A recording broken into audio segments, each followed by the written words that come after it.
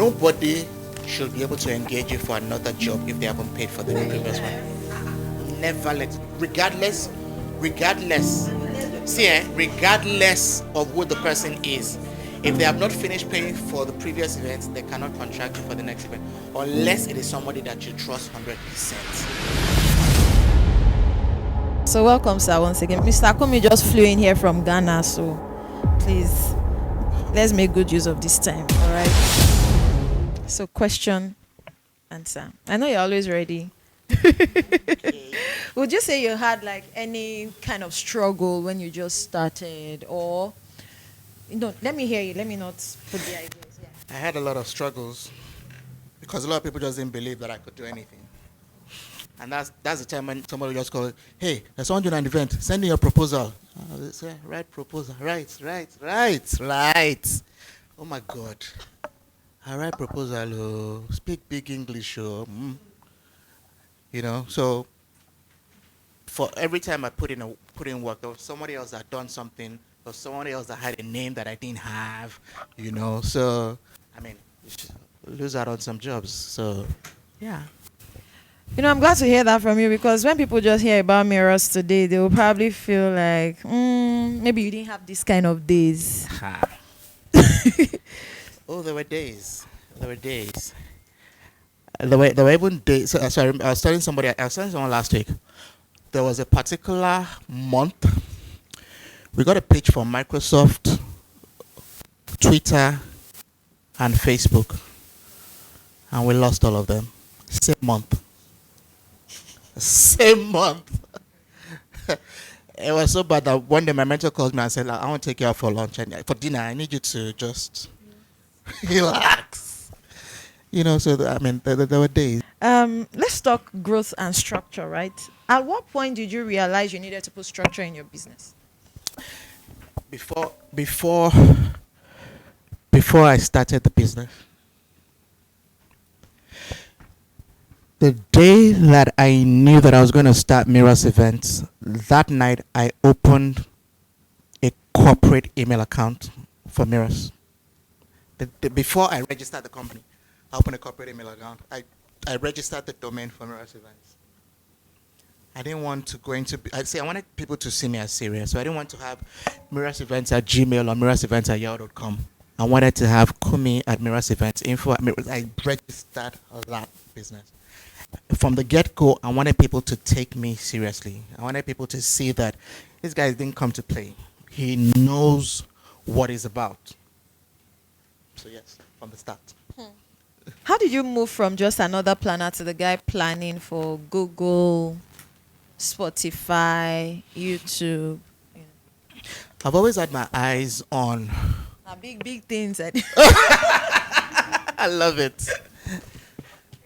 So it's not even about big things. It's about when I'm thinking about what I'm creating. I don't think Nigeria and I don't think Africa. I want my work. So what I say is, when people see my work, I want them to ask, where is this? I don't want you to see my work and say, that's Lagos, that's Abuja. No.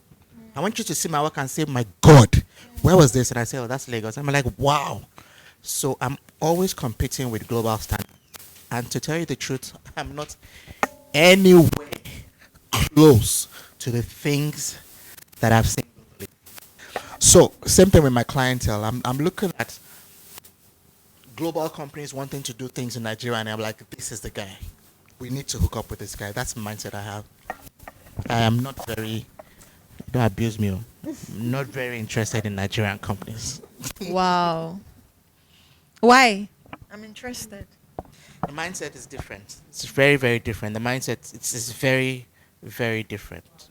In terms of adhering to timelines, in terms of pushing the boundaries, and in terms of budget. Yeah, everything still boils down to. Yeah. I'm sure even with all of these things, you must have had like some ugly clients, right? The ones you talked about that we should walk away from. So how do you spot like those red flags, right?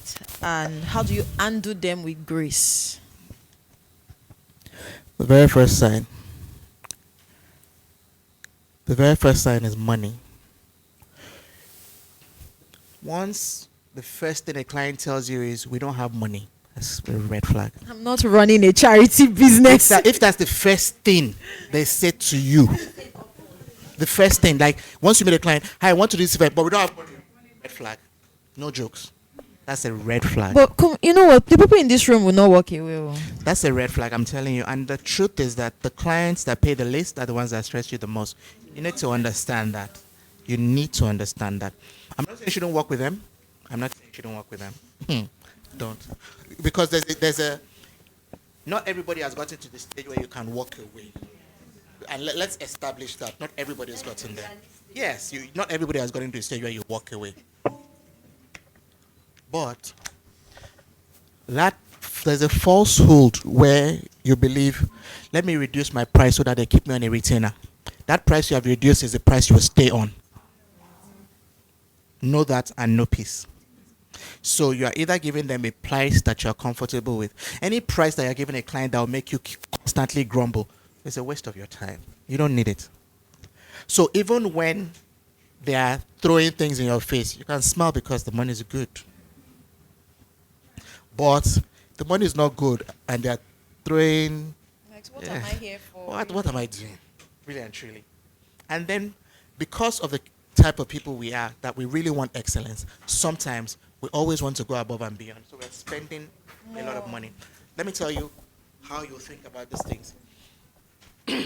If a client cannot afford to pay you, ask yourself, who is coming for this event? Who are the caliber of people for this event? Can I have prospective clients from the people coming for this event? If the answer is no, don't do the job. Don't. You will know the caliber of people. You will know. You have an idea. Do you understand? You will have an idea of the kind of people. If you don't feel that, because there are some events that I do, and the money isn't right, I can say I'm putting this in my marketing budget because what I'm going to do there is going to project. Do you understand? So just in my mind, I'm telling myself I'm putting this in my marketing budget. Let me tell you, excellence will cost you. It will cost you some jobs. Yes. You need to be ready. It will cost you.